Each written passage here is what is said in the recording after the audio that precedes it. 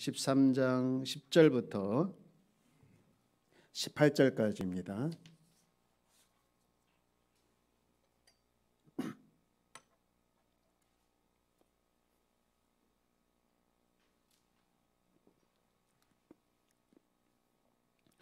창세기 13장 10절부터 우리 18절에 있는 말씀까지를 함께 합독합니다. 시작. 이에 롯이 눈을 들어 요단 지역을 바라본즉 소알까지 온 땅에 물이 넉넉하니 여호와께서 소돔과 고모라를 멸하시기 전이었으므로 여호와의 동산 같고 애굽 땅과 같았더라. 그러므로 롯이 요단 온 지역을 택하고 동으로 옮기니 그들이 서로 떠난지라. 아브라함은 가나안 땅에 거주하였고 롯은 그 지역의 도시들에 머무르므로 그 장막을 옮겨 소돔까지 이르렀더라. 소돔 사람은 여호와 앞에 악하며 큰 죄인이었더라. 롯이 아브라함을 떠난 후에 여호와께서 아브라함에게 이르시되 너는 눈을 들어 너 있는 곳에서 북쪽과 남쪽 그리고 동쪽과 서쪽을 바라보라. 보이는 땅을 내가 너와 네 자손에게 주리니 영원히 이르리라. 내가 네 자손의 땅의 티끌같이 하게 하려니 사람이 땅의 티끌을 능히 셀 수 있을진데 네 자손도 세리라. 너도 일어나 그 땅을 종과 행으로 두루 다녀 보라. 내가 그것을 네게 주리라. 장막을 옮겨 헤브론에 있는 마불의 상수리 숲에 이르러 거기야 거주하며 거기서 여호와를 위하여 제단을 쌓았더라. 아멘. 아멘. 살다 보면 외로움과 마주대할 때가 있습니다. 뭐 사실 인생 자체가 외로움이기 때문에 뭐 그것들은 뭐 당연하겠지만 특별히 외로움이 심하게 다가올 때가 있습니다. 저의 은사 중에 하나가, 그러니까 제 은사 중에 선생이 아니라 잊어버리는 은사가 있어요. 그래서 과거 걸 잘 기억을 안 하는 스타일인데 제가 이 말씀 준비하면서 특별히 내가 심하게 외로울 때가 언제 있었을까 잘 생각이 안 났는데 어쨌든 생각을 해보면 객지에 혼자 나와 이렇게 생활할 때가 아니었는가 그런 생각을 해보았습니다. 그런데 신기하게도 그때 더 하나님을 찾게 됐더라고요. 그러고 보면 하나님은 극심하게 외로워하는 그 사람을 혼자 두지 않는다라는 것을 말씀을 준비하면서 깨닫게 되었는데요. 오늘 본문의 이야기가 이제 아브라함 이야기인데 아브라함 입장에서 보면 지금 굉장히 그것도 극심하게 외로운 상태다 이렇게 볼 수 있습니다. 왜 그런가 하면 우선 이 말씀을 살펴보기 전에 우리가 여러분 신앙생활은 하나님과 쌓아가는 스토리잖아요. 하나님과 쌓아가는 스토리. 잘 한번 따라서 하나님과 쌓아가는 스토리.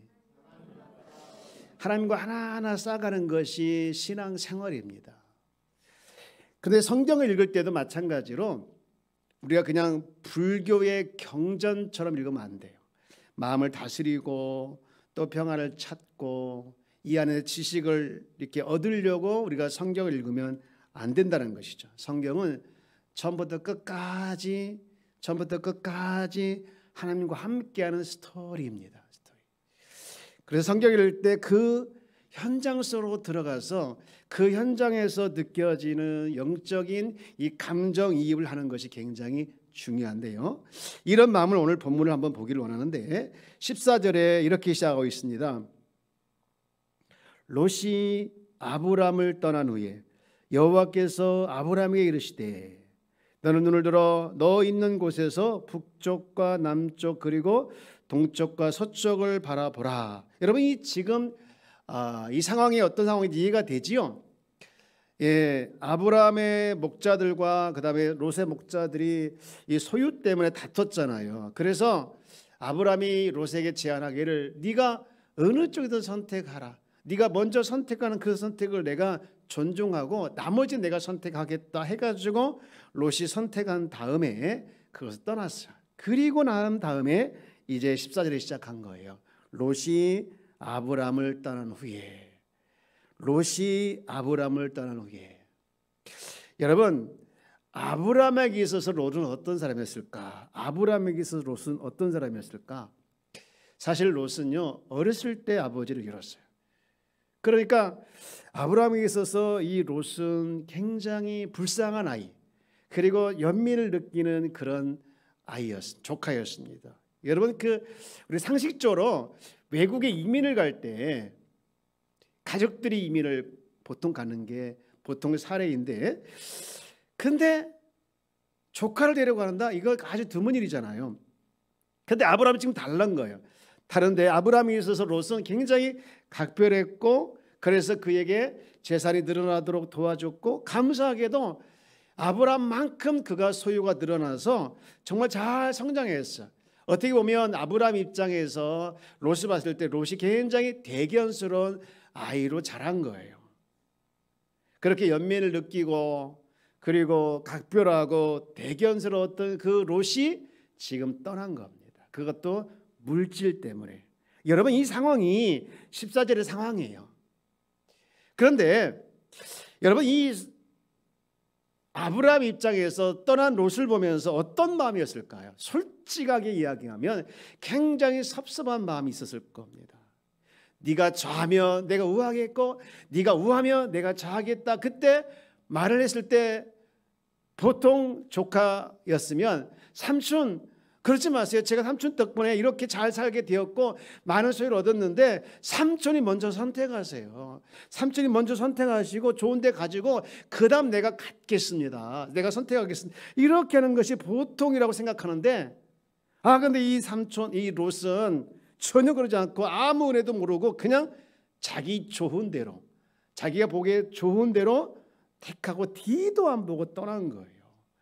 그때 이 아브라함 입장에서 어땠을까? 배신감도 느끼고 섭섭함도 느꼈다 생각하게 되어지고, 이때 마음이 굉장히 외로운 거죠. 그렇게 잘 거두었는데, 그렇게 잘 성장시켜 주었는데, 그렇게 많은 소유를 얻게 해 주었는데 이 녀석이 떠났다 했을 때 이 느껴지는 아브라함 입장에서 섭섭함과 함께 서운함과 함께 찾아온 것이 극심한 외로움이라는 것이죠. 그것이 14절에 롯이 아브라함을 떠난 후에였습니다. 그런데 여러분, 여기에 진짜 중요한 은혜가 있더라고요. 진짜 중요한 은혜가 있는데 그 은혜가 뭐냐? 우리 14절 말씀을 한번 다시 읽어보도록 하겠습니다. 시작. 롯이 아브라함을 떠난 후에 여호와께서 아브라함에게 이르시되. 너는 그다음, 여러분 여기 거기까지만요. 여기 순서가 굉장히 중요하고 순서 다음에 찾아오는 은혜가 있더라고요. 여러분, 롯이 지금 아브라함 곁을 떠났잖아요. 떠났습니다. 행하고 떠났어요. 티도 안 들어보고. 그런데 어떻게 그러면 가장 외롭고 배신감 느껴야 할 그 순간에, 그 시점에, 그때에 아브라함에게 누가 찾아온 겁니까? 여호와께서 찾아오신 거예요. 아브라함은 혼자 겪고 있는 외로움인 줄 알았더니 알고 보니까 하나님께서 지금 찾아와서 아브라함을 만져주시는 거예요. 사랑하는 여러분, 여러분 가운데 무슨 일인지 모르겠지만 너무너무 외롭고 힘든 경우가 있습니까? 그때 골방에 들어가서 하나님 앞에 자신의 답답함을 주님께 토로하고 기도하면 하나님께서 풍성한 은혜를 부어주실 줄 믿습니다. 여러분, 혼자 짐진다고 생각하지 마십시오. 우리 주님은 우리에게 너무 기가 막힌 말씀이 있어요. 마태복음 11장 28절 말씀인데 우리가 너무 잘하고 있는 말씀이잖아요. 한번 같이 읽어볼까요? 시작. 수고하고 무거운 짐진 자들아 다 내게로 오라. 내가 너희를 뭐하게 하리라? 여기서 짐진 자를 자기 이름을 넣고 한번 읽어볼까요? 시작. 수고하고 무거운 양짐마라 다 내게로 오라. 내가 양짐마를 쉬게 하리라. 아멘. 이름을 넣으니까 좀 더 와닿습니까? 여러분, 지금 이 상황이 어떤 상황이냐면 육체적으로, 정신적으로, 심지어는 영적으로 가장 힘든 그 상황에 네가 그 무거운 짐을 짓고 있지 않니? 그러면 내게 맡겨라. 내가 너를 쉬게 하리라. 이렇게 하신 말씀이 바로 마태복음 11장 말씀인데, 그런데 이렇게 지금 찾아와셨던 주님, 그리고 마음을 다스렸던 주님, 이 하나님의 모습을 보면서 굉장히 지금 어떻게 보면 아브라함이 굉장히 좋았을 거예요. 그런데 더 중요한 은혜가 있어요. 그 다음 말씀인데 그게 어디냐? 15절 말씀이에요. 15절 말씀 뭐라고 되어 있는지 한번 같이 읽어볼까요? 시작. 보이는 땅을 내가 너와 내 자손에게 주리니 영원히 이르리라. 보이는 땅을 내가 너와 내 자손에게 주겠다. 그리고 영원히 이르리라. 지금 하나님은 아브라함의 상한 마음과 감정만 다스려 주시는 것이 아니라 외로우면 외로우냐 그렇게 하면서 이제 코미디 영화 그렇게 한번 보여주는 그런 하나님이 아니라 가장 힘들고 가장 생각이 복잡했던 그때 하나님께서 아브라함에 나타나서 그를 위로해 주시면서 다시 한번 위로해서 그에게 무엇을 확인시켜 주었는가 하면 약속의 말씀을 확인시켜 준 거예요. 그게 15절 말씀인데 보이는 땅을 내가 너와 내 자손에게 주리니 영원히 이르리라. 왜 하나님께서 지금 이 하필이면 가장 외로울 때 가장 힘들 그 순간에 이 말씀을 주셨을까? 이유가 있더라고요. 그 이유가 뭐냐? 너 지금 그렇게 주저앉고 그렇게 감정을 추스르지 못하고 앉아있을 때가 아니다. 네가 지금 일어설 이유가 있다 하시면서 그 이유가 뭐냐? 바로 옛날에 너에게 한 약속의 말씀을 다시 상기시켜 준 거예요. 네가 하란에 머물지 않고 여기까지 온 이유가 뭔지 아니? 너를 통해서 복의 통로가 되게 하고 너를 통해서 하나님이 진정한 왕이 되게 돼서 너를 통해서 하나님 나라 확장시키기 위한 그 목적을 가지고 내가 여기 데려오지 않았느냐? 그 약속을 다시 한번 새겨주면서 기억하면서 그 자리에 머물러 있지 않도록 하나님께서 이 말씀을 지금 하시고 계신 거예요. 사랑하는 여러분, 지금 외로운가요? 특별히 사람에게 실망당하고 또 실망해서 배신당해서 사람이 무섭고 힘드신 부분도 있나요? 이때 꼭 기억할 것이 있는데 그것이 뭐냐? 그 순간 우리는 두 가지 하나님께 받을 복을 준비해야 돼요. 첫 번째 복이 뭐냐? 하나님 우리를 만져주실 때라는 거예요. 저를 한번 따라서 하나님이 나를 만져주실 때다. 누구를 만져주실 때라는 겁니까? 나를. 그리고 또 하나는요, 그때가 하나님께서 나에게 말씀하신 때라는 거예요. 하나님은요, 부모가 혹시 자녀를 나를 낳아준 부모도 자식을 잃을 때가 있을지라도 당신은 절대로 잊지 않겠다라는 말씀을 하셨어요. 이사야 49장 15절 말씀 한번 볼까요? 여인이 어찌 그 젖 먹는 자식을 깼으며 자기 태어나서 난 이들을 긍휼히 여기지 않겠느냐. 그들은 혹시 잊을지라도 나는 너를 잊지 아니할 것이라. 어쨌든 이 극심한 외로움과 씁쓸함에 빠져있는 아브라함에게 하나님은 네가 왜 살아야 되는지, 네가 왜 힘을 여기서 내야 되는지, 네가 왜 다시 일어나야 되는지 하면서 하나님께서 그의 삶의 이유와 비전과 꿈을 주시며 알려주신 말씀이 바로 여기 창세기 13장 15절 말씀이에요. 제가 오늘 아침에 극동방송을 듣고 출근을 하는데 마치 이제 환우들을 위해서 기도해 주는 시간이더라고요. 저는 이제 늘 차에 타면 극동방송을 듣거나 또는 뭐 말씀을 듣거나 그렇게 하는데 그날 이렇게 쭉 여러분이든 이제 기도 제목을 하시는데 그날 제 마음에 한 사람이 나왔어요. 막 울면서 기도하는데 목사님, 제 아들이 있는데 30살인데 집 밖을 나오지 않아요. 집 밖을 나오지 않아요. 취직도 포기하고 있으니 저렇게 있으니 너무 부모 입장에서 억장이 무너지는 거 아니겠습니까? 여러분, 자녀를 키우면서 가장 힘든 때가 바로 이때가 아닌가 싶은 생각하게 되었습니다. 여러분, 무기력한 우리를 향하신 하나님의 심정도 이러지 않은가 싶습니다. 그래서 힘주어서 하신 말씀이 뭐냐? 14절 말씀인데 우리 14절 말씀 다시 한번 읽어봅시다. 롯이 같이요, 시작. 롯이 아브라함을 떠난 후에 여호와께서 아브라함에게 이르시되 뭐라고 이르셨는지 말씀 볼까요? 시작. 너는 눈을 들어 너 있는 곳에서 북쪽과 남쪽과 그리고 동쪽과 서쪽을 바라보라. 여러분, 이 14절 한 절에 강조하는 말이 있지 않아요? 강조하는 말. 아브라함을 보면서 하나님께서 강조하는 말이 있잖아요. 너는 눈을 들어라, 너는 바라보라. 이거 강조하고 있는 거예요.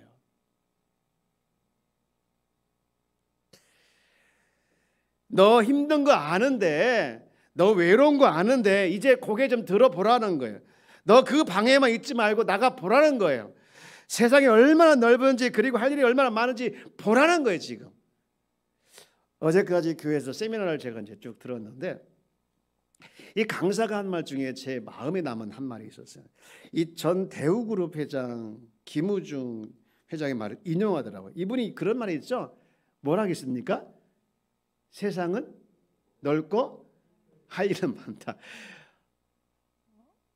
우리 다 알고 있는 말이죠. 책도 있으니까. 그런데 그 강사 그다음 뭐라고 하냐면, 이게 교회가 할 일이라는 거예요.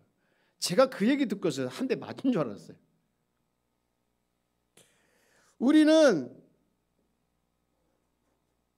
세상에서, 이 넓은 세상 할 일이 너무 많이 있다는 거예요.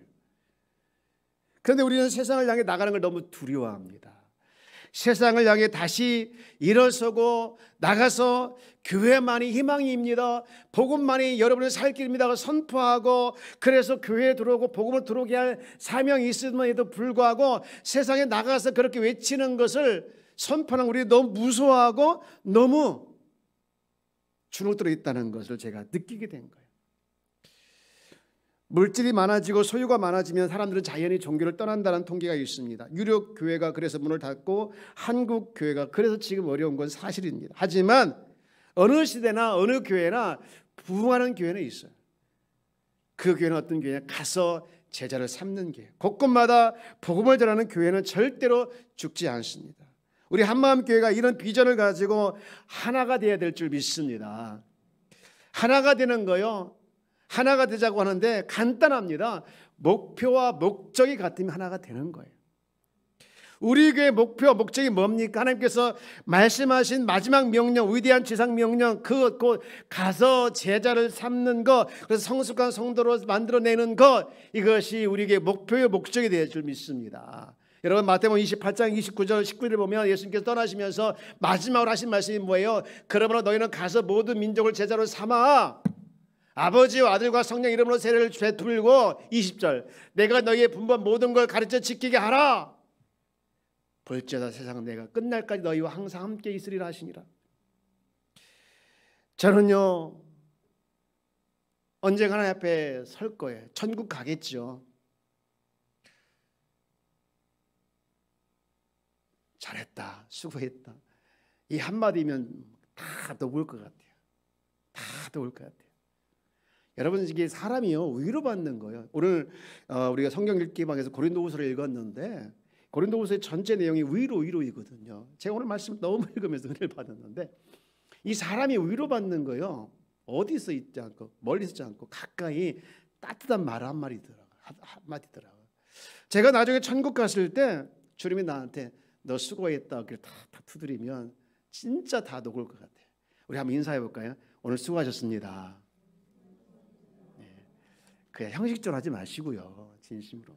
네. 그런데 그 다음 질문이 두려워요. 뭐라 물어보실 거냐? 분명히 이렇게 안 물어볼 거예요. 너 교회 몇 명 키웠어? 너 교회 몇 명 성장시켰어? 이렇게는 안 물어볼 것 같아요. 하나님은 교회의 숫자를 보시지 않거든요. 얼마나 많은 성도가 모이게 했는가, 얼마나 큰 교회 건물을 가지고 있는가를 보시지 않아요. 이렇게 물으실 거예요. 너 몇 명의 제자를 키웠느냐? 저는 그때 완전히 몸이 경직되어서 할 말이 하나도 없었을 것 같은 생각이 들어요. 그래서 이제부터라도 회개하는 마음으로 정말 하나님께서 주신 그 목적과 목표를 따라서 한 마음이 되고 하나가 되어서 제자 삼는 일에 우리가 최선을 다해야 되겠다, 그런 생각을 하게 되었습니다.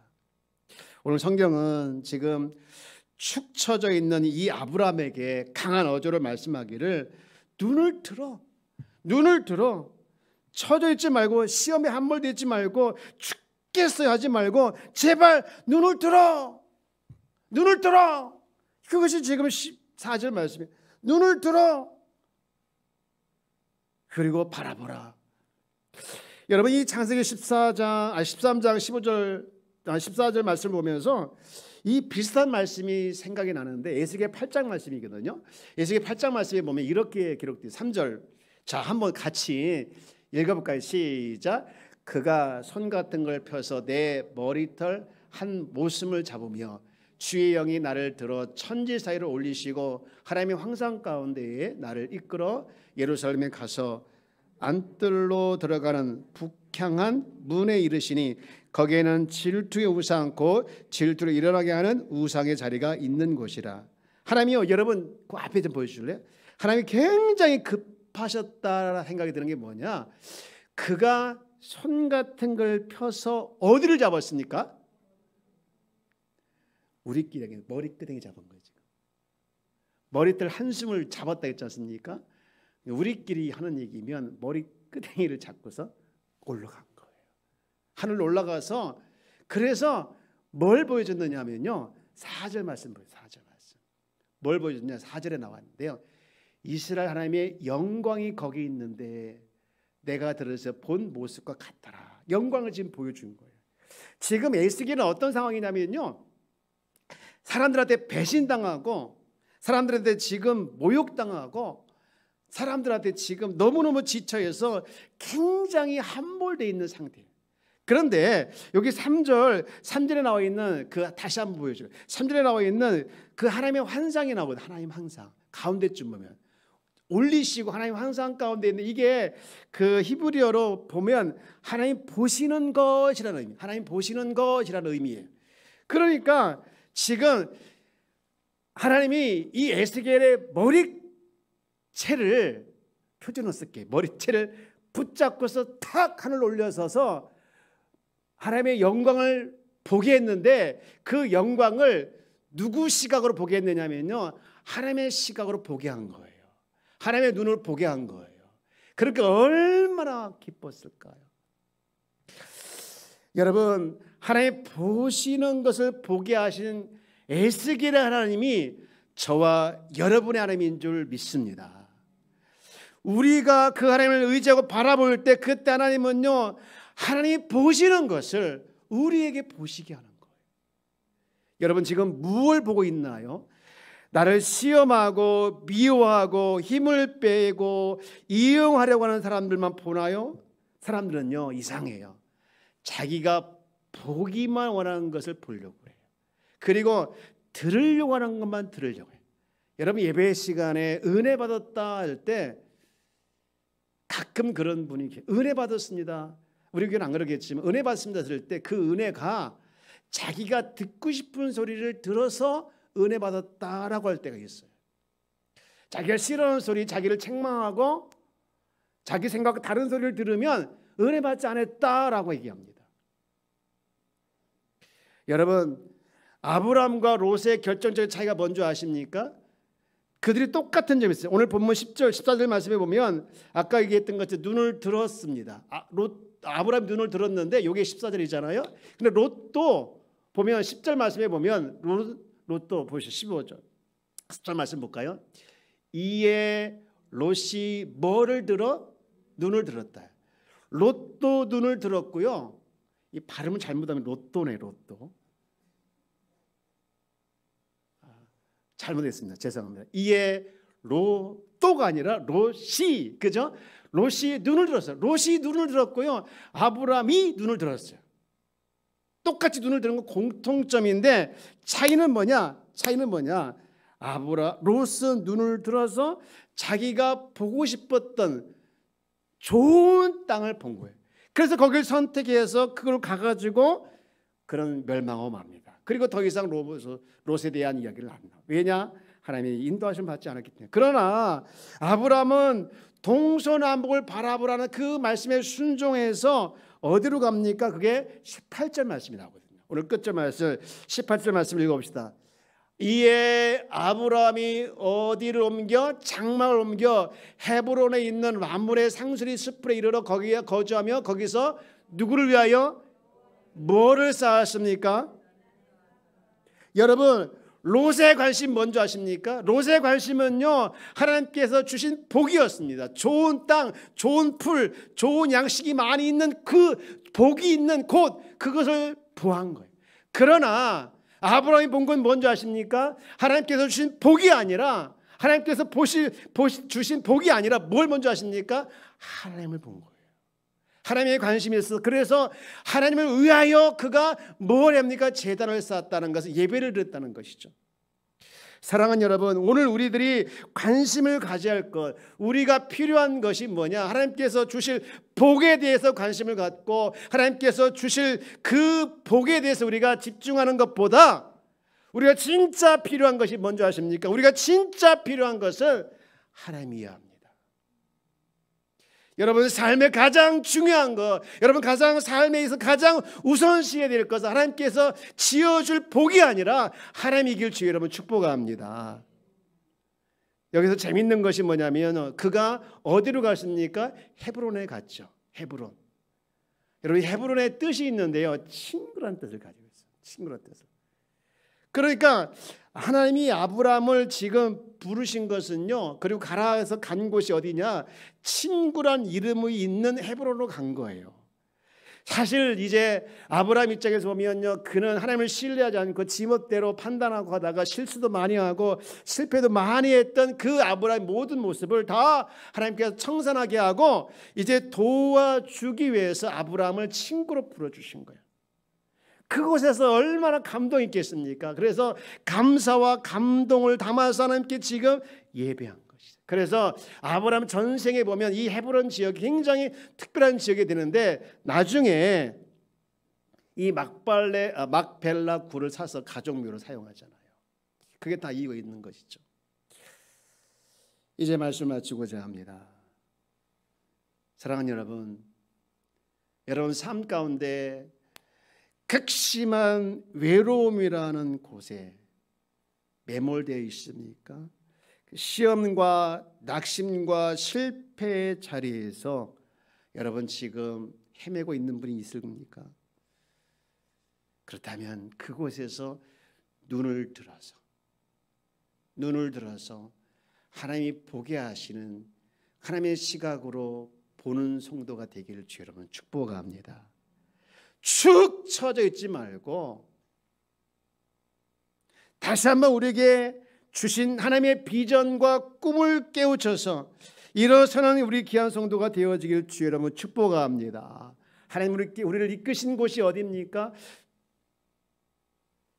롯이 본 곳이 아니라 아브라함이 본 곳이, 또 아브라함이 간 곳이 우리가 있어야 할 곳인 줄 믿습니다.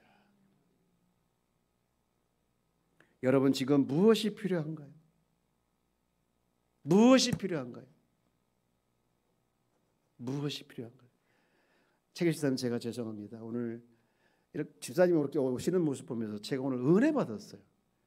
왜 은혜 받았냐면요, 우리 집사님 아시는 대로 혈액암으로 고통의 시간을 많이 보냈잖아요. 근데 저렇게 건강을 회복하셔서 예배드리러 오는 모습 보니까 오늘따라 굉장히 내 자신이 은혜가 되더라고요. 은혜가 되더라고요. 집사님은 지금 최선을 다해서 헤브론을 찾고 계신 거예요. 친구로 불러주신 그걸 찾고 계신 거예요. 우리가 있어야 할 자리가 어딜까요? 여러분 우리가 있어야 할 자리가 어딜까요? 하나님께서 나를 예배 자리로 불러주신 예배 자리가 우리가 있어야 할 자리인 줄 믿습니다. 피곤하고 지치고 마음이 상한다 할지라도 우리는 더 예배를 사모하고 이 예배의 자리를 가까이 하는 것이 우리가 있어야 할 자리인 줄 믿습니다. 하나님은요, 길을 찾는 자에게 길을 보여주지만 길을 안 찾는 자에게 자꾸 핑계거리만 만들어줍니다. 오늘 우리도 하나님을 사모하고 사랑해서 여러분 삶이 늘 회복되어지고 치유되고 살아나는 우리 귀한 성도가 다 되어지기를 주 이름으로 축복합니다. 축복합니다. 우리 한번 마지막으로 14절 말씀을 한번 읽고 마치도록 합시다. 14절 말씀 시작. 롯이 아브라함을 떠난 후에 여호와께서 아브라함에게 이르시되 너는 눈을 들어 너 있는 곳에서 북쪽과 남쪽과 그리고 동쪽과 서쪽을 보라. 바라보길 주 여러분 축복합니다. 바라보길 주 여러분 축복합니다. 주만 바라볼지라. 할렐루야.